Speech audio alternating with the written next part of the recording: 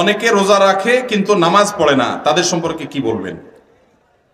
রোজা রাখে কিন্তু নামাজ পড়ে না, এদের সম্পর্কে বলবো তারা লুঙ্গি খুলে পাগড়ি বাঁধছে।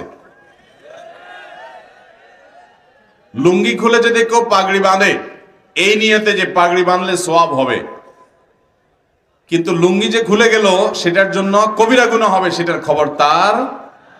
ঠিক একই ভাবে রমজানের রোজা রাখলে সওয়াব হবে, ফরজ আদায় হবে, কিন্তু এর চাইতে বড় ফরজ হলো 5 ওয়াক্ত নামাজ। তা আপনি সেটাই যদি বাদ দিয়ে দেন তাহলে এই রোজা রাখলেন, তাহলে এর চাইতে বড়টা বাদ দিয়ে আপনি কম গুরুত্বপূর্ণটা করলেন। ওইটার তুলনায় এটাও ফরজ, কিন্তু ওইটার চাইতে কম গুরুত্বপূর্ণটারে গুরুত্ব দিলেন, আসলটারে গুরুত্ব দিলেন না। আপনি পাগড়ি পরার গুরুত্ব বুঝলেন কিন্তু লুঙ্গি পরার গুরুত্বটা বুঝলেন না। আল্লাহ আমাদেরকে লুঙ্গি পরার গুরুত্ব বুঝার তৌফিক দান করুন, নামাজের গুরুত্ব বুঝার তৌফিক দান করুন। অনেক ভাই আছে নামাজের গুরুত্ব তাদের কাছে, কিন্তু উনি রোজা রাখে। রোজা রাখে এটা ভালো কথা, কিন্তু তার চাইতে ভালো কথা হলো নামাজ আদায় করা। একজন রোজা রাখে নামাজ পড়ে না, এই লোক খারাপ। কিন্তু আরেকজন নামাজ পড়ে রোজা রাখে না, সেই লোকটা এই প্রথম লোকটার চাইতে কম খারাপ। কারণ হলো সে আসল সবচেয়ে বেশি জরুরিটা করে, নামাজটা পড়ে, রোজা রাখে না, সে খারাপ, একটা হারাম কাজ করে, ফরজ তরক করে। কিন্তু আরেকজন নামাজই পড়ে না, রোজা রাখে, এই লোকটা ওই লোকটার চাইতে অধম। আল্লাহ আমাদেরকে নামাজের গুরুত্ব বুঝার তৌফিক দান করুন। ঈমানের পর নামাজের চাইতে গুরুত্বপূর্ণ কোন কাজ মুসলমানের কাছে থাকতে পারে? রোজা অবস্থায় থুতু বা লালা গিলে ফেললে গুনাহ হবে কিনা? রোজা অবস্থায় অনেক সময় আমাদের মুখে থুতু আসে, লালা আসে, এটা যদি আমরা গিলে ফেলি রোজা ভাঙবেও না, গুনাহ হবেও না। তবে যদি ইচ্ছাকৃতভাবে মুখে থুতু জমিয়ে রেখে কেউ গিলে তাহলে সেটা মাকরুহ হবে, এর ফলেও রোজা ভাঙবে না। নতুন যখন মানুষ রোজা রাখে, বিশেষ করে পিচ্চি পোলাপান যখন রোজা রাখে দেখবেন ঘন ঘন শুধু থুতু ফেলতে থাকে, কারণ সে মনে করে থুতু গিললেও রোজা ভেঙে যাবে। এটা আসলে তার না জানার কারণে, নিজের থুতু গিলার কারণে কফ, শ্লেষ্মা বা আপনার লালা ইত্যাদি যদি পেটের ভিতরে চলে যায়, এর কারণে রোজা ভাঙবে না। কিভাবে চোখের হেফাজত করা যায়? খারাপ চিন্তা থেকে মুক্ত থাকার উপায় কি? চোখের হেফাজত করার একমাত্র উপায় হলো চোখকে অবনত করা, অর্থাৎ যেখানে চোখ ফেললে আমি গুনাহ থেকে বাঁচতে পারবো না সেখানে চোখ ফেলা যাবে না। ফেসবুকের যে পেজে, যে গ্রুপে, যে আইডিতে খারাপ জিনিস আসে, বেপর্দা নারীর ছবি আসে, সেগুলো দিকে তাকা, সেগুলোকে আনফলো করতে হবে। এটা হলো নিজেকে নিয়ন্ত্রণ করা। আল্লাহ বলেছেন কুল্লিল মুমিনিনা ইয়াগুদ্দু মিন আবসারিহিম ওয়া ইয়াহফাযু ফুরুজাহুম। হে রাসূল, আপনি ঈমানদার পুরুষদেরকে বলে দিন তারা যেন তাদের চোখগুলোকে নিয়ন্ত্রণ করে, দৃষ্টিকে নিয়ন্ত্রণ করে, অবনত করে এবং তাদের ইজ্জতকে, সম্ভ্রমকে, লজ্জাস্থানকে হেফাজত করে। অতএব আপনি চোখের হেফাজতের জন্য চোখকে অবনত করতে হবে, চোখকে নিচের দিকে তাকিয়ে হাঁটতে শিখতে হবে, যেখানে সেখানে তাকানো যাবে না। আপনি জানেন যে আপনার কলেজে গেলে, আপনার ইউনিভার্সিটিতে গেলে, আপনি অমুক বাজারে গেলে, অমুক জায়গা গেলে চোখের গুনাহ হয়, তাহলে আগে থেকে নিয়ন্ত্রণ করার ট্রেনিং নেন, প্রতিজ্ঞা করে নিজেকে নিয়ন্ত্রণ করেন এবং অবনত রাখেন, নিচের দিকে তাকিয়ে তাকিয়ে যথাসম্ভব আপনি নিজের চোখকে, দৃষ্টিকে হেফাজত করার চেষ্টাটা করেন। আল্লাহ বলেছেন ওয়াল্লাযীনা জাহাদু ফীনা লানাহদিয়ান্নাহুম সুবুলানা, যারা আমার পথে আসার চেষ্টা করে তাদেরকে আমি অবশ্যই অবশ্যই আমার দিকে আসার বহু রাস্তা দেখিয়ে দিব। আল্লাহ আমাদেরকে সবাইকে চোখের গুনাহ থেকে বেঁচে থাকার তৌফিক দান করুন। এটা এখন মহামারীর মতো হয়ে গেছে ভাই, এটা থেকে আমরা বেশিরভাগ লোকই বাঁচতে পারছি না, ভয়ঙ্কর একটা পর্যায়ে চলে গেছে। নবী করিম সাল্লাল্লাহু আলাইহি ওয়াসাল্লাম বলেছেন আমি চলে যাচ্ছি তোমাদের জন্য মেয়েদের চাইতে বড় ফিতনার বিষয়, অর্থাৎ নারীদের দিকে তাকিয়ে চোখের জেনা করে, মনের জেনা করে, নানাভাবে জেনা করে তোমরা ধ্বংস হবে। এই পথটা তোমাদের জন্য সবচেয়ে পিচ্ছিল এবং ভয়ঙ্কর, এবং এই বিপদে, এই ফিতনায়, এই গুনাহে বেশিরভাগ পুরুষরা পতিত হয়ে যাচ্ছে। এটা থেকে বাঁচার জন্য দরকার হলো মানসিক প্রতিজ্ঞা, আল্লাহর কাছে দোয়া এবং হারামের জায়গা থেকে দূরে থাকা। আল্লাহ বলেছেন ওয়ালা তাকরাবুজ জিনা, জিনার কাছেও যেও না, কারণ কাছে গেলে আল্লাহ জানেন বান্দা বাঁচতে পারবে না, পতিত হয়ে যাবে। এই জন্য আগে থেকে দূরে থাকতে হবে। যেখানে গেলে কোন একটা মেয়ের আইডি পাইছেন, ওখানে আপনি লাইক দিবেন না, কারণ লাইক দিলে সে লাইক থেকে ইনবক্সে চলে যাবেন, ইনবক্স থেকে আস্তে আস্তে প্রথম হাই হ্যালো করে এরপর আস্তে আস্তে তলে নামবেন। আপনার জীবন ধ্বংস হবে, কেরিয়ার ধ্বংস হবে, বাপমার অবাধ্য হবেন, আল্লাহর থেকে দূরে সরে যাবেন, অসামাজিক হবেন, এরপর আপনি টেরও পাবেন না আপনি কোথায় চলে গেছেন। এই জন্য বলেছেন আল্লাহ তাআলা আগে থেকে সাবধান হও। আল্লাহ তাআলা আমাদেরকে সাবধান থাকার তৌফিক দান করুন। যুবক ভাইরা আমার, এই যৌবনটাকে হেফাজত করেন, সকল ভালোবাসাগুলোকে সব জমিয়ে রাখেন নিজের বৈধ স্ত্রীর জন্য। আল্লাহ আমাদের যুবক ভাইদেরকে এই গুনাহের হাতছানি থেকে, গুনাহের এই ভয়াবহতা থেকে বেঁচে থাকার তৌফিক দান করুন। দাড়ি কাটলে বা ছোট করলে 24 ঘন্টা গুনাহ লেখা হয় কিনা? অনেক আলেমরা এরকম বলেন যে কেউ যদি দাড়ি চাঁচেন কিংবা দাড়ি কাটেন তাহলে 24 ঘন্টা তার আমলনামায় গুনাহ লেখা হতে থাকে। এইভাবে কোনো হাদিসে বলা হয়েছে বা কোনো হাদিস থেকে এরকম বোঝা যায়, এরকম কথা আমার জানা নেই। তবে এটা ঠিক, যদি কেউ নবী করিম সাল্লাল্লাহু আলাইহি ওয়াসাল্লামের নির্দেশ আফুল্লুহা আর খুল্লুহা, নবীজি বলেছেন দাড়িকে লম্বা করো, দাড়িকে ছেড়ে দাও, এই নির্দেশ যদি কেউ অমান্য করে, এটা যদি কেউ লঙ্ঘন করে, তাহলে সেক্ষেত্রে সে গুনাহে লিপ্ত হয়। এটা ছোটখাটো গুনাহ না। দাড়ি রাখাটা কোনো সুন্নাহ নয়, এটা ওয়াজিব। এটা হলো পুরুষত্বের মার্কা। মহিলাদেরকে আল্লাহ তাআলা চুল দিয়েছেন, তাদেরকে আল্লাহ নখ দিয়েছেন, অন্য সমস্ত লোমগুলো দিয়েছেন, শুধু দাড়িটা আপনাকে দিয়েছেন, তাদেরকে দেন নাই। আর বাকি সবগুলো তাদেরকেও দিয়েছেন, আপনাকেও দিয়েছেন। এটা পুরুষত্বের মার্কা। মোচ গোপ এটা আপনাকে দিয়েছেন, আল্লাহ তাআলা তাদেরকে দেন নাই। এই জন্য গোপ ছোট ছোট করবেন, রাখবেন, আর দাড়ি বড় করবেন, এটা পুরুষত্বের মার্কা। আল্লাহ তাআলা আমাদেরকে পুরুষত্বের মার্কা ধরে রাখার তৌফিক দান করুন। এটা যদি আপনি ফেলে দিতে চান তাহলে লক্ষণ ভালো না। এর মানে আপনি তাদের মতো হতে চাচ্ছেন, এটা জায়েজ না, এটা গুনাহের কথা। কিন্তু এর মানে এই না যে এর কারণে 24 ঘন্টাই গুনাহ লেখা হতে থাকে, এভাবে ঠিক না। তবে এই কাজের কারণে গুনাহ হয়, তার আমলনামাতে গুনাহ লেখা হয়, এবং তিনি নবী সাল্লাল্লাহু আলাইহি ওয়াসাল্লামের ওয়াজিব তরককারী হয়। আল্লাহ আমাদের ভাইদেরকে ওয়াজিব আমল করার তৌফিক দান করুন।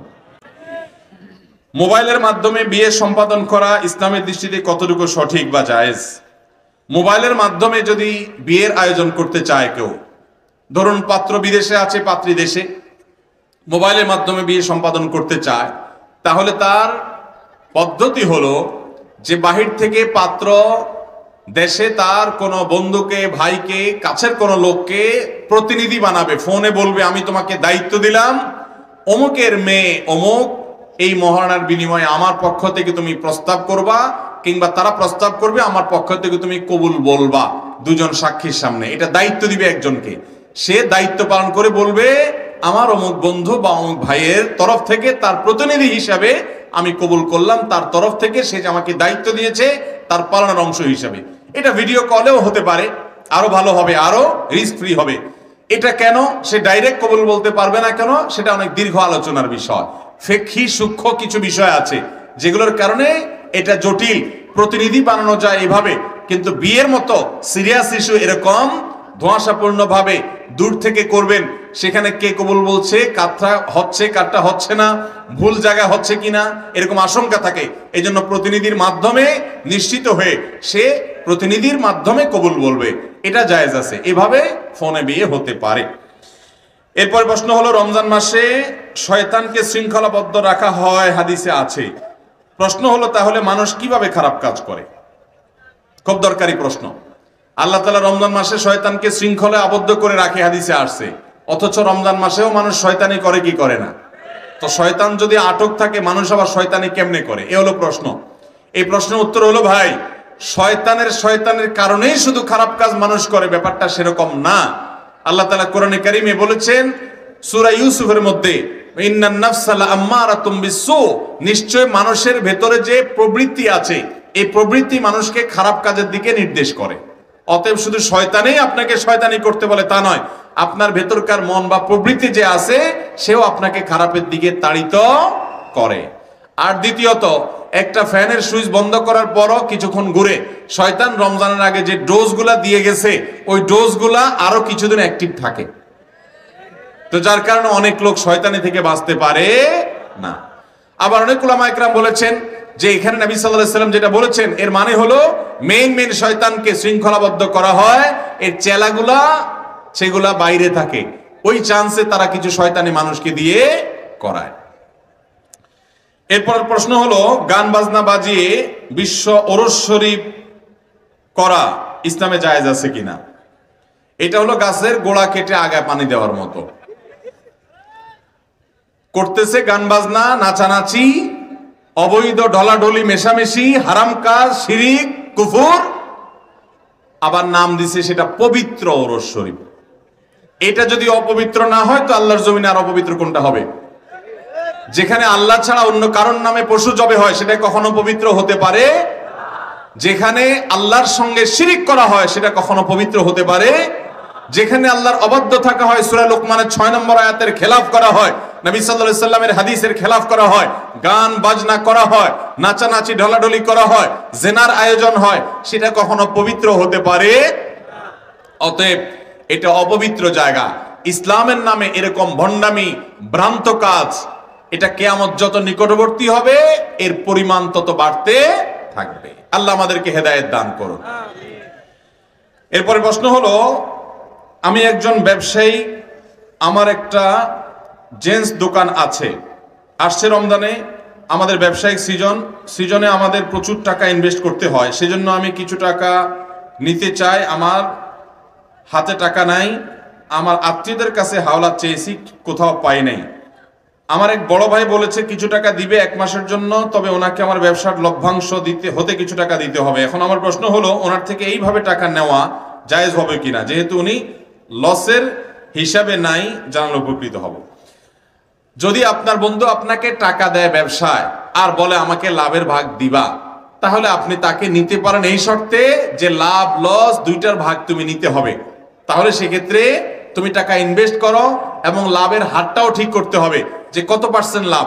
আমার এই ব্যবসার পর আমার চেষ্টা, আমার শ্রম, আমার সময়, আমার দোকান সব আমার, আর তোমার শুধু টাকা বা পুঁজিটা, তো লাভ তুমি 50%, আমি 50, অথবা তুমি 40%, আমি 60%, এইভাবে যে কোনো হার ঠিক করে তারপরে ব্যবসা নামতে হবে। শুধু লাভের ভাগ খাবে বা থোক টাকা নিবে নির্দিষ্ট হারে যে তুমি লাভ করো আর লস করো, আমার এত টাকা দিতে হবে, তাহলে এটার নাম হবে সুদ। এভাবে নেওয়া যাবে না। এরপরে প্রশ্ন হলো, আমি আমেরিকাতে থাকি, আমার প্রশ্ন হলো, আমি যদি ব্যবসা করি এবং ব্যবসায় হারাম হালাল দুটোই থাকে, আমি যদি ব্যবসার লাভের হারামের অংশটা না নেই, শুধু হালালের অংশটা নেই, তাহলে কি আমার ইনকাম হালাল হবে কিনা? অনেক ভাইরা আছেন বাইরে থাকেন, গ্রোসারি শপ দেন, মুদি দোকান দেন, মুদি দোকানে হালাল জিনিস আছে, আবার বিড়ি সিগারেটও বেচা লাগে, মদও বিক্রি করা লাগে। আমাদের দেশে এরকম আছে যে বিড়ি সিগারেট বিক্রি করা লাগে। তো আপনার দোকানে যদি হারাম আইটেমগুলো বিক্রি করা লাগে, তাহলে সে ব্যবসা করা আপনার জন্য হালাল না। আপনি চেষ্টা করবেন এমন কোনো ব্যবসায় যাওয়ার যে ব্যবসায় হারাম নেই, শুধু হালাল আছে। যদি এরকম কোনো পথ খোলা না থাকে, আপনার সামনে নিরুপায় হন, এই মুহূর্তে ছাড়ার কোনো সুযোগ না থাকে, তাহলে 1-2টা আইটেম হারাম থাকলে চেষ্টা করবেন ওই হারামগুলো বিক্রি করবেন না। তাতে কাস্টমার কিছু কম হোক, কেনা বেচা কিছু কম হোক, আল্লাহ তাআলা তাতে বারাকা দিবেন ইনশাআল্লাহ। আর যদি সেটাও করতে না পারেন, তাহলে আপনি ওই হারামটার যে উপার্জনটা, লাভটা, ওইটা খেলেন না, ওটা সবের নিয়ত করা ছাড়া দান করে দিলেন।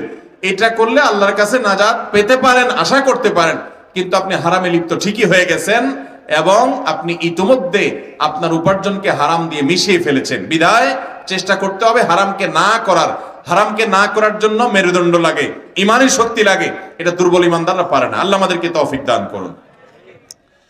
মদিনায় যাওয়ার পর দেখলাম নামাজের সামনে দিয়ে অনেকে হাঁটে, কেউ দেখি বাধা দেয় না। একজনকে বললাম, সে বলল মক্কা মদিনা নাকি এটা জায়েজ। ভাইরা আমার, নবী করিম সাল্লাল্লাহু আলাইহি সাল্লাম নামাজি ব্যক্তির সামনে হাঁটাহাঁটি করতে নিষেধ করেছেন, সেটা মক্কা মদিনাতেও আমরা সেই নিষেধাজ্ঞা মেনে চলতে হবে। এটাই বিশুদ্ধতর মত যে মক্কা মদিনার জন্য আলাদা কোনো বিধান নেই, নামাজি ব্যক্তির সামনে দিয়ে হাঁটবো না। কমপক্ষে তার সিজদা জায়গার এরিয়ার বাইরে দিয়ে 1-2 কাতার সামনে দিয়ে যেতে পারলে বেশি ভালো, যাতে করে সরাসরি তার নামাজের সামনে দিয়ে গেলে তার ডিস্টার্ব না হয়, এটা উচিত। নবী সাল্লাল্লাহু আলাইহি সাল্লাম বলেছেন, কেউ যদি জানতো নামাজি ব্যক্তির সামনে দিয়ে তার নামাজের মনোযোগ নষ্ট হয়, এভাবে হাঁটাহাঁটি করাটা কত বড় অপরাধ, তাহলে 40 পর্যন্ত সে অপেক্ষা করতো। 40 বলতে অনেক উলামায়ে কেরাম বলেছেন 40 দিন, অনেকে বলেছেন 40 বছর দাঁড়ায় থাকতো, তারপরে সে নড়তো, সেখান থেকে না নড়তো না। এরপরে প্রশ্ন হলো, আমরা যারা ব্যবসা করি, যেমন চাউলের দাম এক কাস্টমারের কাছে এক দাম নেই, আরেকজনের কাছে সে একই চাউল আরেক দামে বিক্রি করি, এটা কি প্রতারণার অন্তর্ভুক্ত হবে? কিংবা কাপড় দোকানের ক্ষেত্রে যেই কাপড় আমি একজনের কাছে 500 টাকা বিক্রি করলাম, আবার সেই একই কাপড় অন্যজনের কারণে আমি 1000 টাকা বিক্রি করলাম, তাহলে কি সেটা কাস্টমারের সাথে প্রতারণা বা জুলুমের অন্তর্ভুক্ত হবে কিনা? না, এটা জুলুম হতে যাবে কেন? আমি কোন এক কাস্টমারকে আমি ছাড় দেব, আমার পরিচিত লোক, তাকে আমি তো লসেও দিতে পারি, তাকে আমি কম লাভেও দিতে পারি। আবার আরেকজনের কাছে আমি প্রফিট বেশি করব বা ন্যায্য প্রফিট করব, সেটা জায়েজ আছে। কিন্তু দেখতে হবে যে আপনি কাস্টমারকে চান্সে পেয়ে প্রতারণা করছেন কিনা, অর্থাৎ জিনিসটার বাজারে দামই আছে 500 টাকা। আপনি দেখছেন কাস্টমার বেচারা একটু আবুল টাইপ, একটু সোজা সরল মানুষ, এই চান্সে আপনি ওইটার দাম নিলেন 1000 টাকা। তাইলে একটা মানুষকে সহজ সরল পাইয়া তাকে আপনি দিলেন এরকম ক্ষতি করে এবং মোটা অঙ্কের লাভ করলেন। এটা কখনো মুসলমানের চরিত্র হতে পারে? এটার যে ন্যায্য প্রফিট আপনি অন্য 10 জন থেকে করেন, এর থেকে সমানটা করবেন। দুর্বল পাইয়া সহজ সরল পাইয়া তার থেকে মারিং করে দিবেন, অতিরিক্ত লাভ নেবেন, সেটা অবশ্যই কি হবে? গুনাহ হবে। এমনিতে আপনি মনে চাইলো পরিচিত একজনকে কমে দিচ্ছেন আর একজনকে বেশি দিচ্ছেন, আহামরি ঠকান নাই, সোজা পেয়ে দুর্বল পেয়ে, তাহলে সেটা জায়েজ আছে। এরপর প্রশ্ন হলো, বেশিরভাগ ক্ষেত্রে আমরা ব্যবসায়ীরা কাস্টমারকে 2-3টা পণ্য কম দামে ধরে দেই, বাকি 4-5টার উপর বেশি দাম ধরে পোষায় নেই। এভাবে নেওয়াটা কি প্রতারণার অন্তর্ভুক্ত হবে কিনা? আমি জানি এবং আমার বিশ্বাস 95% ব্যবসায়ীরা এগুলা করে। ভাইরা আমার, এটাও খুব দরকারি একটা প্রশ্ন। অনেক দোকানদাররা কিন্তু এই কাজ করে, কাস্টমারকে প্রথম 2-1টা জিনিস খুব কম দামে দিয়ে দেয়, এরপর কাস্টমার চিন্তা করে দোকানদারটা তো ভালো মানুষ, এরপরে আস্তে আস্তে বিশাল চড়া মূল্যে বাকিগুলা বিক্রি করে সুদে আসলে বাকিগুলোর থেকে উঠায় নেয়। আছে না নাই? তো এইরকম ব্যবসায়ী যদি কেউ ব্যবসা করে অবশ্যই সে গুনাহগার হবে, কারণ সে রীতিমতো এখানে প্রতারণা করছে। প্রতারণা এটাকে বলে, ওই যে টোপ দিয়া বড়শিতে যেরকম মাছ ধরে, এরকম সে টোপ দিছে, তাকে প্রতারণা করছে, ভালো মানুষ সাজছে, এরপরে ভালো মানুষ সে আর থাকে নাই, এটা প্রতারণা হবে। যদি এমন হয় যে না, ইচ্ছাকৃতভাবে প্রতারণার উদ্দেশ্য না, কিছু জিনিস সে কম রাখছে, আবার কিছু জিনিস ন্যায্য মূল্য রাখছে, অতিরিক্ত না, প্রতারিত করার জন্য না, তাকে ধোঁকায় ফেলার জন্য না, যে কিছু জিনিস আমি কম দামে রাখলাম, এটা আমার কম রাখলেও চলে, আবার কিছু জিনিসটা আমি ন্যায্য মূল্যে বিক্রি করলাম, এটা জায়েজ হতে পারে। কিন্তু তাকে ধোঁকায় ফেলে দিয়ে 1-2টা আইটেম কমে দিয়া এরপরে তাকে বাকি যেগুলো সে চিনে না, এগুলোর দাম জানে না, সেগুলোতে আমি কোপায়া ভালো করে লাভ করলাম, এটা জায়েজ হতে পারে না। এরপরে প্রশ্ন হলো, ভাতিজার সাথে চাচি দেখা দিতে পারবে কিনা? ভাতিজার সাথে চাচি দেখা দিতে পারবে না, চাচির সাথে পর্দা করতে হবে। কারণ কি? কারণ চাচি মাহারাম না, চাচি গায়রে মাহারাম।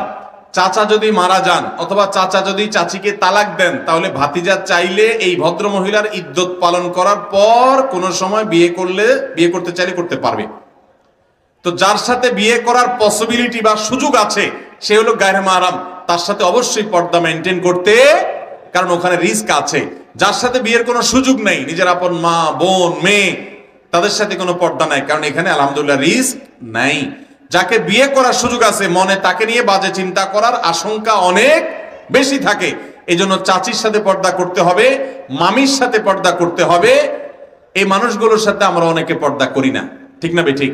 অনেক নামাজ কালাম পড়া মানুষও যে চাচির সাথে, মামির সাথে, তারপরে বেইনের সাথে, ওই যে তালতো বোনের সাথে, খালতো বোনের সাথে, মামাতো বোনের সাথে, চাচাতো বোনের সাথে, ফুফাতো বোনের সাথে পর্দা করে না, আছে না নাই? আর এগুলোর মধ্যে বিপদটা সবচেয়ে বেশি হয়, অনেক মা বাপ টেরও পায় না, তলে তলে সন্তান ধ্বংস হয়ে যায়। এই জন্য এই জায়গায় আরো হার্ডলি পর্দা করতে হবে। আল্লাহ আমাদেরকে পর্দা করার তৌফিক দান করুন। এরপরে প্রশ্ন হলো, আমি জেনারেল লাইনে পড়ুয়া একজন ছাত্রী, আলহামদুলিল্লাহ আমি ইসলাম সম্পর্কে প্রায় অনেক কিছু জানি ও বুঝি, এবং যা জানি না তা জানার চেষ্টা করি। আমি প্রায় আপনার ভিডিওগুলো দেখি। আমার প্রশ্ন হলো, আমার গ্রাম বা সমাজের মধ্যে প্রায় মানুষ নামাজ রোজা পালন করে ও গীবতে লিপ্ত, এমনকি কিছু নারী হাতে তসবিহ নিয়েও গীবত করতে থাকে। আমি তাদেরকে বারণ করার সাথে তারা আমাকে ছোট বলে অন্যের সাথে আমার নামে পরনিন্দা করে। এটা ঠিক যে আমাদের এই ছোট বোন যে প্রশ্ন করেছেন, এই রোগের রোগী আমাদের সমাজে অনেক, যে ওয়াজ মাহফিলে আইসা ওয়াজ মাহফিলও শুনে আবার যায় আকাম কুকামও করে। ওয়াজ মাহফিলে এসে হাজি সাহেব গাজী সাহেব সাজে, মোবাইলের মধ্যে হুজুরের ওয়াজও রাখে, আবার অনেক আওয়াজও রাখে। তো এইরকম মানুষ যদি হয়, তাহলে এটা নিজের সাথে নিজে প্রতারণা করার শামিল। ভাইরা আমার, 2 নম্বর কোন মানুষের জন্য জান্নাত না, জান্নাত পিওর মানুষের জন্য। আল্লাহ আমাদেরকে হারাম ছাড়ার তৌফিক দান করুন। অতএব হারাম ছাড়তে হবে। শুধুমাত্র ভালো কাজ করলেন আর হারাম ছাড়লেন না, মন্দ কাজ ছাড়লেন না, তাহলে আপনি মুত্তাকি হতে পারবেন না। আমাদের মসজিদে 40 দিন 5 ওয়াক্ত নামাজ জামাতে আদায় করার প্রতিযোগিতা করছি। মসজিদে শিশুরা এসে দুষ্টুমি করছে, তাই মসজিদের সভাপতি তাদেরকে বের করে দিচ্ছে। এই ব্যাপারে কিছু বলবেন? মসজিদে বাচ্চাদেরকে, বিশেষ করে যে বাচ্চারা নামাজ বুঝে, 6 বছর 7 বছর হয়ে গেছে, 5 বছরের বেশি হয়েছে, অর্থাৎ এক কথা এমন বয়স হয়েছে যে বয়সে সে নামাজ পড়তে পারে, বুঝে, এই বয়সে বাচ্চাদেরকে মসজিদে আনতে হবে। তারা যদি মসজিদে আসে, যার সাথে আসবে তার দায়িত্ব থাকবে তাদেরকে নিয়ন্ত্রণ করা, যাতে মানুষের নামাজের ডিস্টার্ব না করে। এরপরেও যদি বাপে সেজদা যাওয়ার পরে ওই চান্সে ও দৌড় দেয়, কারোর পিঠে চিমটি মারে বা আরেক বাচ্চার সাথে দুষ্টমি করে, তাহলে এতটুকু ডিস্টার্ব মসজিদের সকল মুসল্লিকে সহ্য করতে হবে। কারণ আজকের শিশু আগামী দিনের মুসল্লি, আজকের শিশু আগামী দিনের। এই শিশুকে যদি আপনি ধমক দেন, ও মনে করবে মসজিদে যাওয়াটাই মনে হয় একটা অপরাধের ব্যাপার। ঠিক কিনা বলেন? অনেক মুরব্বীরা আছেন, অনেক বাবাজিরা আছেন, আপনারা এই ভুলটা করেন। আপনারা বাচ্চাদেরকে এমন ভাবে ধমক দেন, ও চিন্তা করে বিরাট অন্যায় করে ফেলছি। এমন কি বাচ্চা যদি অনেক বেশি ডিস্টার্ব করে, বাচ্চার বাপকেও বাচ্চার সামনে ধমক দিবেন না। বাচ্চার বাপের বাচ্চার সামনে যদি বাচ্চার বাপরে ধমক দেন যে এই ছেলে কেন আনছেন মসজিদে, আমাদের নামাজ নষ্ট করছে, তাহলে এই বাচ্চা মনে মনে চিন্তা করবে আমার বাপ আমাকে আয়না কি পাপটা জানে করছে, এই জন্য আমারে এত ঝাড়ি জড়ি মারছে। আর জীবনে সে মসজিদ দিকে আসতে চাইবে না। অনেক বাচ্চাকে এভাবে মসজিদ থেকে আমাদের মুরব্বীরা দূরে সরায় দেয়। আরে বাবা, বাচ্চাদের কিছু কিছু ডিস্টার্ব হজম করতে হবে। আমি বলতেছি না যে 2 বছর 1.5 বছরের বাচ্চা এনে মসজিদে মুতান, আমি সেটা বলতেছি না। যে বাচ্চা নামাজের কিচ্ছু বুঝে না তারা কেন আনতে যাবেন, বা তাকে আনলে তে নামাজের কিছুই বুঝবে না, কিন্তু সে বাপের সাথে আসবে, দাদার সাথে যাবে, চাচার সাথে যাবে, মসজিদে যেতে যেতে অভ্যাস হবে, দেখতে দেখতে নামাজ পড়বে, 1-2 দিন ডিস্টার্ব করবে, কিছু কাল দৌড়াদৌড়ি করবে, একসময় ঠিক হবে। আরে ভাই, নবী করিম সাল্লাল্লাহু আলাইহি সাল্লাম যখন সিজদায় গেছেন, ওনার নাতি হাসান বা হুসাইন রাদিয়াল্লাহু তাআলা আনহুমা পিঠের উপরে উঠে, নানার পিঠের উপরে উঠে ঘোড়া বানায়া নানার পিঠকে তারা বসে ঘোড়া চালাইতেছে। নবী করিম সাল্লাল্লাহু আলাইহি সাল্লামের ভাষা। নবী করিম সাল্লাল্লাহু আলাইহি সাল্লাম যতক্ষণ পর্যন্ত সিজদায় যাওয়ার পর নাতি এসে পিঠে উঠছে, যতক্ষণ নাতি নিজে থেকে উইলিংলি না নামছে, ততক্ষণ পর্যন্ত নবী সাল্লাল্লাহু আলাইহি সাল্লাম তাদেরকে নামানোর চেষ্টা করেন নাই। অপেক্ষা করছেন, ধৈর্য ধারণ করছেন। ওই যে সিজদায় তাসবিহ পড়তেই আছেন, লম্বা করছেন। যখন নাতির ঘোড়া চালানো শেষ, নেমে গেছে, এবার নবী সাল্লাল্লাহু আলাইহি সাল্লাম মাথা তুলেছেন এবং নামাজ শেষ করেছেন। এই ঘটনার পর আমরা কোন হাদিসে এটা দেখি নাই যে নবী করিম সাল্লাল্লাহু আলাইহি সাল্লাম ফাতেমা রাদিয়াল্লাহু তাআলা আনহাকে ধমক দিয়ে বলছেন, এই ফাতেমা, তুমি নাতিকে ধরলা না কেন, আমার নামাজের মনোযোগ নষ্ট করছে। এরকম কোনো কথা আমরা জানি না। তাহলে নবী সাল্লাল্লাহু আলাইহি সাল্লাম যদি বাচ্চার ডিস্টার্ব সহ্য করে, আপনাকেও করতে হবে। এতটুকু সবর করেন, পোলাপান করতে পারে, এটা মেনে নেন। হ্যাঁ, খুব বেশি বাড়াবাড়ি করে, একেবারে নামাজে মনোযোগ থাকার কোনো অবস্থাই নাই, তাহলে সেক্ষেত্রে তার বাপকে ডেকে বলেন যে অতিরিক্ত ডিস্টার্ব করে, তাকে ধরে রাখবেন। এমনকি নামাজের মধ্যে যদি দেখেন যে দৌড় দিবে, দিয়ে আকাম করবে, তাহলে আপনি নামাজের মধ্যে হাত বাঁধা আছে অবস্থায় চট করে ধরে ফেলতে পারেন। ধরে রেখে দিলেন, আবার হাত বেঁধে নামাজ পড়লেন। অর্থাৎ বাচ্চাকে যতটুকু পারেন, আমলে কাসির হয়ে গেলে একেবারে ধরে যদি তার পিছু পিছু হাঁটা শুরু করেন, তাহলে তার নামাজ ভেঙে যাবে। যতটুকু সম্ভব বাচ্চাকে নিয়ন্ত্রণ করবেন। এরপরে বেশি বেয়ারা হলে ওটার জন্য কোনো বুদ্ধি বাইর করবেন, কিন্তু বাচ্চাদেরকে মসজিদে আসতে দিতে হবে। তা না হলে বাচ্চারা নামাজ শিখবে। আমাদের মুরব্বীদেরকে সবর করতে হবে। অনেক মুরব্বীরা আছে খিটখিটে মেজাজ হয়ে যান, বাসা বাড়িতে বুড়ির কাছে আর জায়গা নাই, পোলাপানের কাছে জায়গা নাই, নাতি নাতির কাছে জায়গা নাই, মসজিদে এসে সব খ্যাটখ্যাট এখানে করে, মুয়াজ্জিনের সাথেও করে, ইমামের সাথেও করে, খাদেমের সাথেও করে, পিচ্চি পোলাপানের সাথেও করে। এগুলা করা যাবে না বাবারা। মসজিদে এসে সবর করবেন তো ইনশাআল্লাহ। আল্লাহ আমাদেরকে তৌফিক দান করুন। আমি পড়াশোনার জন্য বর্তমানে জার্মানিতে অবস্থান করছি এবং একটি হোস্টেলে বসবাস করছি। এখানে আমাকে বিভিন্ন ধর্মের ছাত্রদের সাথে রান্নাঘর শেয়ার করতে হয়। তারা মাইক্রোওয়েভ ওভেনে বা গ্রিল ওভেনে শুকরের মাংসের বিভিন্ন খাবার তৈরি করে। আমার প্রশ্ন হলো, আমি যদি ওই একই ওভেনে খাবার তৈরি করি, তাহলে আমার খাবার হালাল হবে কিনা? যদি আপনি একই ওভেনে আপনার খাবার রান্না করেন, তৈরি করেন, এবং ওই হারাম খাবার এটার সাথে মিশ্রিত হয়ে যায়, লেগে যায়, গন্ধ স্বাদ মিশে যায়, তাহলে সেটা আপনার জন্য হালাল হবে না।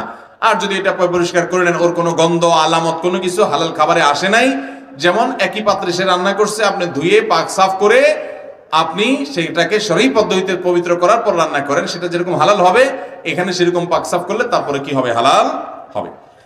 হিজবুত তাওহীদ নামে বাংলাদেশে একটি দল আছে, যারা তাদের নিজেদেরকে মুসলমান দাবি করে, মুমিন দাবি করে। তারা মনে করে আলেমরা আর কেউ মুসলমান নাই, তারা সবাই ধর্ম ব্যবসায়ী এবং আলেমদের কাফের ফতোয়া দেয়। এবং তারা বলে ইহুদি খ্রিস্টানরাও হিজবুত তাওহীদে আসলে তারাও নাকি নাজাত পেয়ে যাবে। এ সম্পর্কে আপনি কি বলেন? ভাইরা আমার, কিয়ামতের আগে বহুত ভণ্ড ফেরকা বের হবে। এই ভণ্ড ফেরকাগুলোর মধ্যে থেকে একটা হলো এটা। এরা ইহুদি খ্রিস্টানদের ব্যাপারে বলে যে ইহুদি খ্রিস্টানরাও যদি হিজবুত তাওহীদের ছায়াতলে আসে তারাও নাকি নাজাত পেয়ে যাবে। আমরা জানি কোন অমুসলিম যতক্ষণ পর্যন্ত মুসলমান না হয় ততক্ষণ পর্যন্ত তার না। এখন তারা হয়তো বলবে যে হিজবুত তাওহীদে আসা মানে হলো মুসলমান হওয়া, তাহলে তো তারা ইহুদি খ্রিস্টান থাকলো না। বলতে হবে সে ঈমান আনলে, মুহাম্মদ সাল্লাল্লাহু আলাইহি সাল্লামের প্রতি ঈমান আনলে সে নাজাত পাবে। সেই কথা না বলে হিজবুত তাওহীদে গেলে নাজাত পাবে, এটা কোন ধরনের কথা? এই লোকগুলো ইসলামের কথা বলে। সবচেয়ে আশ্চর্যের বিষয় হলো ইসলাম বোঝার জন্য যে যোগ্যতা আছে, যে যোগ্যতার দরকার হয় কোরআন হাদিস বোঝার জন্য, তার বেসিক যোগ্যতা একটা ক্লাস 1 মাদ্রাসার ছাত্র কোরআন হাদিস যতটুকু বুঝে অতটুকু বোঝা তো পরের কথা, বিশুদ্ধ করে উচ্চারণ করাটাও তারা জানে না। এদের যে ইমাম আছে, ইমাম, তারা ইমাম বলে না, তারা বলে কি ইমাম। এই ইমাম সাহেব তাদের যে ইসলাম আছে, তারা ইসলাম বলে না, তারা কি বলে? দেখছেন, ইসলামটারে পাল্টে ফেলছে। তো এই ইসলামের যে ইমাম আছে, এই ইমাম সাহেব উনি নিজে যে কোরআন তেলাওয়াত করে মাঝে মধ্যে শোনা যায়, আমাদের মক্তবে নুরানি কায়দা পড়া বাচ্চাটা আরো সুন্দর শুদ্ধ করে পড়তে পারবে। কোরআনের এতটুকু জিনিসও আপনি জানেন না, অথচ আপনি মহাপণ্ডিত হয়ে গেলেন, ইসলাম উদ্ধার করতে আসছেন। ওনাদেরকে জিজ্ঞাসা করবেন মক্কা মদিনার ইমাম সাহেবরা মুসলমান আছে নাকি তারাও ধর্ম ব্যবসায়ী, কারণ তারাও বেতন নিয়ে ইমামতি করে। তাদের ভাষ্য অনুপাতে মক্কা মদিনার কোন ইমাম, বাইতুল মুকাররমের ইমাম, বাংলাদেশ কেন সারা পৃথিবীতে কোনো আলেম উল্লেখযোগ্য কেউ আর ইসলামে নাই। সবাই ও ইসলামে আছে, সরি, কেউ আর ইসলামে নাই, ওনারা শুধু ইসলামে আছে। আল্লাহ তাআলা আমাদেরকে এই ইসলাম থেকে মুক্ত থাকার তৌফিক নসিব করুন। আপনারা কি ইসলাম চান না ইসলাম চান? অতএব আমাদের ইসলাম এটা আমাদের জন্য যথেষ্ট। আমাদেরকে আল্লাহ বলেছেন মা আতাকুমুর রাসূলু ফাখুযু ওয়া মা নাহাকুম আনহু ফান্তাহু। রাসূল যা দিয়েছে সেটাকে আঁকড়ে ধরো। তারা রাসূলের পদ্ধতিতে আমল করতে রাজি না। রাসূল আকরাম সাল্লাল্লাহু আলাইহি সাল্লামের হাদিসে যা আছে প্রায় 99% ক্ষেত্রে দেখবেন তাদের জীবনে হুবহু তার উল্টা। রাসূল আকরাম সাল্লাল্লাহু আলাইহি সাল্লাম বলেছেন মেয়েদের কাতার হবে নামাজের পিছনে, তাদের মসজিদগুলোতে অনুষ্ঠানগুলো দেখবেন মহিলারা থাকে সামনে, এমনকি মহিলা ইমামের পিছনেও নামাজ পড়ে। এবং রাসূল সাল্লাল্লাহু আলাইহি সাল্লাম নামাজ পড়তে বলছেন ধীরস্থিরতার সাথে। তাদের নামাজ হলো লেফট রাইট মার্কা, ভিডিও দেখছেন না, আর্মির ট্রেনিং এর মতো, এটা বলে নামাজ। তাদের যে দলের মেইন প্রতিষ্ঠাতা, এ আল্লাহর বান্দার মুখে দাড়ি ছিল না, এখনকার বর্তমান যে ইমাম তার মুখেও সুন্নতি দাড়ি। নবী সাল্লাল্লাহু আলাইহি ওয়াসাল্লাম লম্বা করতে বলছেন, ওনারা খাটো করে। এরপরে আসেন তাদের যে প্রতিষ্ঠাতা, ওই বেচারার যতগুলো ছবি আছে শতকরা প্রায় 100% ছবি যেতগুলো আমি দেখছি সবগুলোতে দেখি উনি টাকনুর নিচে আপনার লুঙ্গি পরে। টাকনুর নিচে লুঙ্গি পরা কি হালাল না হারাম? নবী সাল্লাল্লাহু আলাইহি ওয়াসাল্লাম বলেছেন টাকনুর নিচে যে যাবে সে জাহান্নামে যাবে। এটা হলো তাদের প্রতিষ্ঠাতা ইমামের হাল। এরপরে আসেন ওই প্রতিষ্ঠাতা ইমাম সাহেব যিনি, ওই আল্লাহর বান্দার মুখে সিগারেট আলা ছবি বহু দেখেছি আমরা, আপনারা দেখছেন না? তো এই বেচারা খায় সিগারেট, টাকনুর নিচে পায়জামা লুঙ্গি পরে, আরবিটা শুদ্ধ করে পড়তে পারে না, মুখে নাই রাসূলের সুন্নতি দাড়ি, হাদিসের কোনো আমল নাই, কোরআনের কোনো কিচ্ছু নাই। সেই লোক বলে মক্কা মদিনার ইমামরা ধর্ম ব্যবসায়ী, বাইতুল মুকাররম ইমাম সাহেবরা ধর্ম ব্যবসায়ী, সারা দেশে আলেমরা সব ধর্ম ব্যবসায়ী, সবাই ধ্বংস হয়ে গেছে। এদের সম্পর্কে একটা হাদিস শুনেন, নবীজি বলেছেন মান কালা হালাকান নাস ফাহুয়া আহলাকুহুম, যারা বলবে সবাই ইসলাম থেকে খারিজ হয়ে ধ্বংস হয়ে গেছে, আমরা প্রকৃত ইসলামে আছি, এরা হলো আসল ধ্বংসশীল। আল্লাহ তাআলা এই সমস্ত বিভ্রান্ত লোকদের বিভ্রান্তি থেকে আমাদেরকে হেফাজত থাকার তৌফিক দান করুন। এদের লক্ষ লক্ষ কোটি কোটি টাকার ফান্ড কোত্থেকে আসে একমাত্র আল্লাহ জানে, একমাত্র আল্লাহ জানে। তাদের যে পত্রিকা বের করে, তাদের যে ম্যাগাজিন ছাপে, এগুলা যারা বের করে প্রকাশ করে, তারা তাদেরকে বেতন দেয় কিনা, টাকা দেয় কিনা, না বিনা পয়সা বাতাসে হয়ে যায়? যদি হয় তাহলে যারা তাদের ধর্মীয় কাজ করে তার বিনিময়ে টাকা আনলে তারাও তো ধর্ম ব্যবসায়ী। মনে রাখবেন, যে কোনো গোমরা ফেরকার সবচেয়ে বড় আলামত হলো আলেমদের পিছে লাগা। যেই কোনো গোমরা ফেরকা, এদের মূল মার্কাই হলো কাদের পিছনে লাগা? আলেমদের চরিত্র হনন করতে পারলে ইসলামকে কলুষিত করা যাবে, এরকমটি তারা মনে করে, অথচ তারা ভুল ধারণার মধ্যে আছে। আল্লাহ আমাদেরকে এই সমস্ত বিভ্রান্ত মানুষদের বিভ্রান্ত থেকে বেঁচে থাকার তৌফিক দান করুন। আংটিতে যদি রোগের উপকার পাওয়া যায় তাহলে কি আংটি ব্যবহার করা যাবে? আংটির মধ্যে কোনো রোগের উপকার থাকতে পারে না। যদি কেউ মনে করে এই আংটি পরলে ওই যে আপনারা দেখেন রাস্তার পাশে অষ্টধাতুর আংটি বেছে, দেখছেন না? দেখেন নাই? যে আংটি পরলে ওই যে ক্যাসেটে, এখন এগুলো আগের মতো দেখা যায় না, ক্যাসেটে বাজতে থাকে যে অষ্টধাতুর আংটি দাদা ভাই এটা যদি নিয়ে যান তাহলে আপনার এত রোগের কথা বলে যে দুনিয়াতে আর কোনো রোগ থাকবে। এই অষ্টধাতু মিলিয়ে মানুষের রোগ ভালো করতে পারে, এই বিশ্বাসটা কুফরি বিশ্বাস। এটা হিন্দু ধর্মের বিশ্বাস, এটা কোনো মুসলমানের বিশ্বাস হতে পারে? কোন ধাতুর কোনো ক্ষমতা আছে? আপনি কোন ঔষধ সেবন করেন, ঔষধের মধ্যে আল্লাহ প্রভাব রাখছেন, সেটা ভিন্ন বিষয়, কিন্তু এরকম কোন আংটি বাংটি পরবেন আর সুস্থ হবেন এরকম বিশ্বাস করলে ঈমান নষ্ট হতে পারে। আমাদের মসজিদগুলোতে শিশুরা মসজিদে আসুক, এটা মসজিদে কিছু মুসলিম পছন্দ করেন, এই বিষয়ে উত্তর দিয়েছি।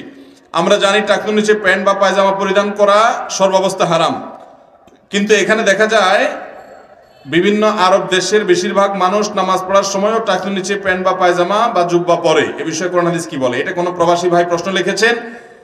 সৌদি আরবে, দুবাইতে, কাতারে, বিভিন্ন মিডল ইস্টের দেশে দেখবেন যে সেখানকার লম্বা লম্বা জুব্বা পরা হুজুররা টাকনুর নিচে সব পায়জামা আপনার জুব্বা পরে, মাথায় টুপি আছে, আবার উপরে রুমালও আছে, আবার দেখবেন গালে দাড়ি নাই, বিড়িও খায়। আমাদের দেশ থেকে প্রথম প্রবাসীরা গেলে মনে করে হায় রে এত বড় হুজুর, এত খারাপ মানুষ। সে জানে না যে জুব্বা পরলে কি হয় না হুজুর, ওইটা তাদের দেশের পোশাক। ওই দেশে বেনামাজিও জুব্বা পরে, জেনাকারও জুব্বা পরে, সুদখোরও জুব্বা করে, ঘুষখোরও জুব্বা পরে, ওটা তাদের জাতীয় পোশাক, এই জন্য জুব্বা পরে। ওইটা কোনো আলেম হওয়ার কারণে, ধার্মিক হওয়ার কারণে পরে যে ব্যাপারটা সেরকম না। এটা আমরা অনেকে বিভ্রান্ত হই। অতএব তারা যেটা করে সেটা হারাম, যেটা হারাম করে সেটা অবশ্যই হারাম। জুব্বা পরছে দেখে ওটা হালাল হয়ে যায় নাই। কি কি কাজ করলে শিরিক হয়?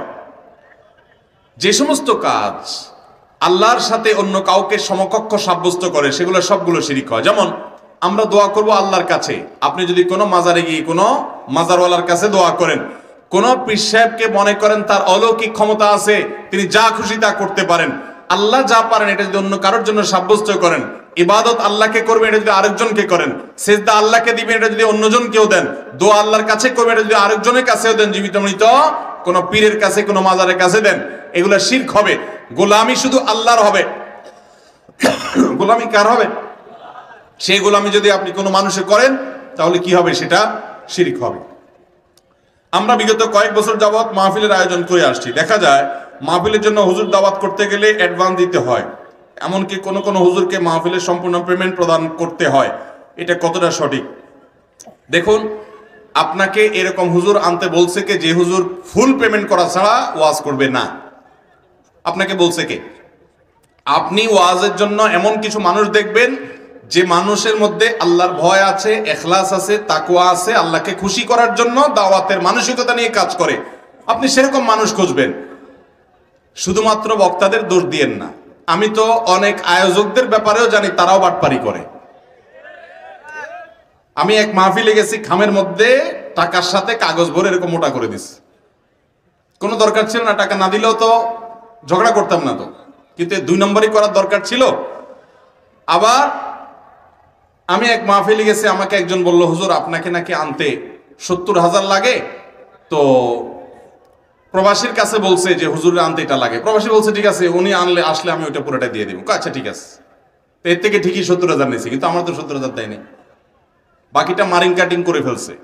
তো এইরকম 2 নম্বরই অনেক আয়োজকরা করে কি করে না, আমাকে 20-30,000 40,000 ধরাই দিলেন, 25,000 ধরাই দিলেন, আর ওইদিকে আরেকজন থেকে আমার নামে 70,000। সে মনে করলো হায় হায় রে, এই মোল্লাও এই কাম করে।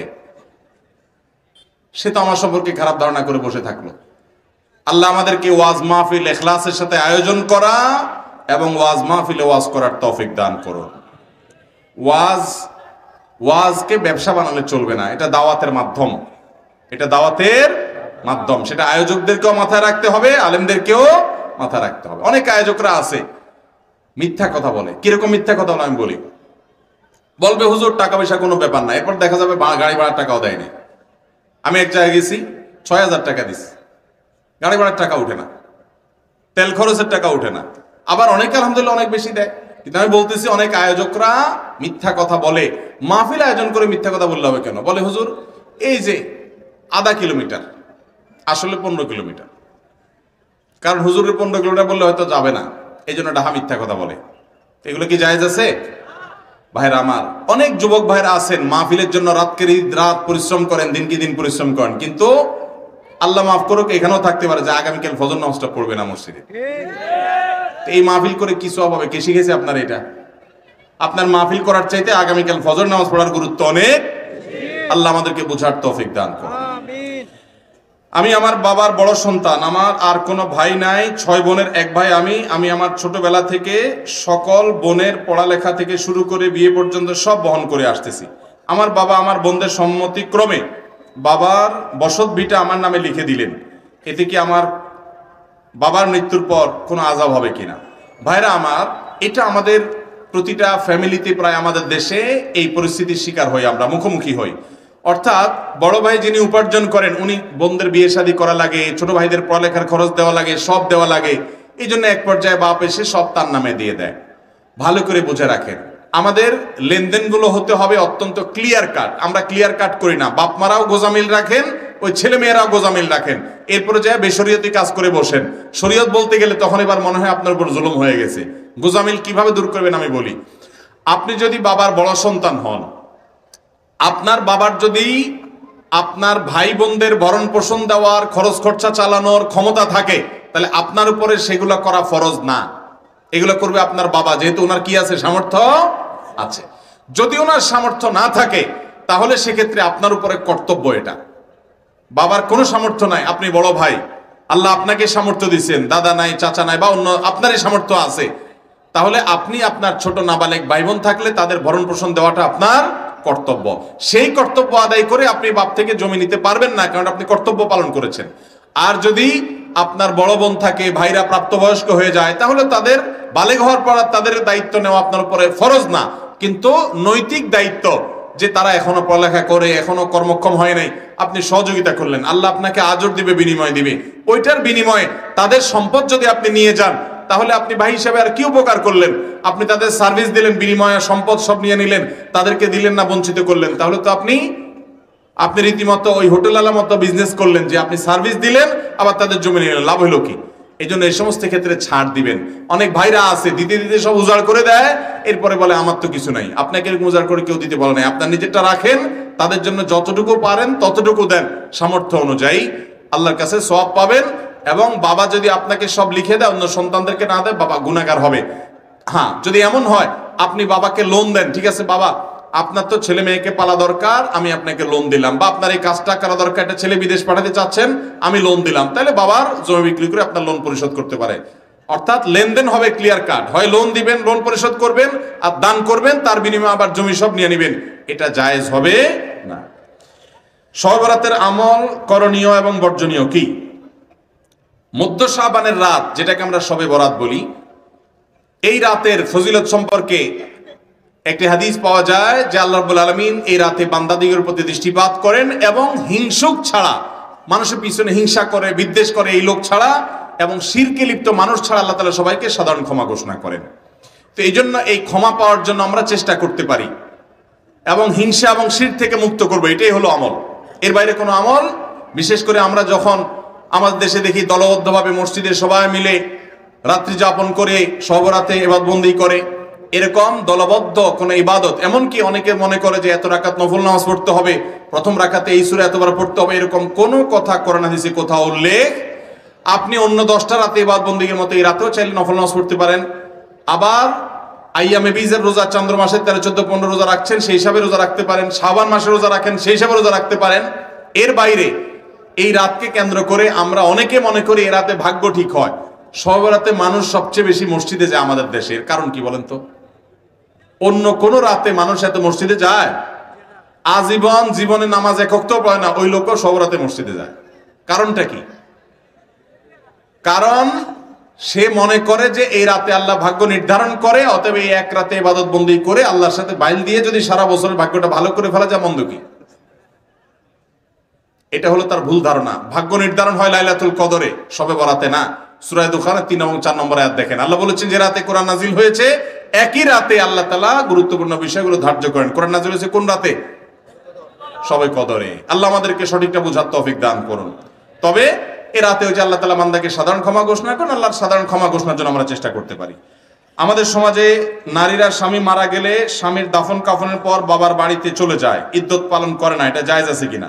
নিশ্চয়ই সব নারীরা করে না। যারা করেন, ইদ্যত পালন যদি না করেন তারা গুনাহগার হবেন। ইদ্যত কি? ইদ্যত হলো কোন নারীর যদি স্বামী মারা যায়, স্বামী মারা যাওয়ার পর তিনি 4 মাস 10 দিন শোক পালন করবেন। শোক পালনের অংশ হিসাবে তিনি স্বামীর বাড়িতে বা স্বামী মারা যাওয়ার সময় যে বাড়িতে ছিলেন সে বাড়িতে, অথবা তার যদি ওই বাড়িতে থাকার পরিবেশ না থাকে, নিরাপত্তা না থাকে, তাহলে যেখানে সেফ হবে, সেটা বাপের বাড়ি হোক, যে কোনো এক জায়গায় থাকবেন স্বামীর বাড়িতে যেখানে তিনি অবস্থান করেন। যদি সেখানে থাকা একান্ত না যায়, তাহলে যেখানে থাকা যায়, বাবার বাড়িতে হলে বাবার বাড়ি, সেখানে গিয়ে 4 মাস 10 দিন নিজেকে সেখানে আবদ্ধ রাখবেন। আবদ্ধ রাখার মানে এই না যে ঘর থেকে বেরোতে পারবে না।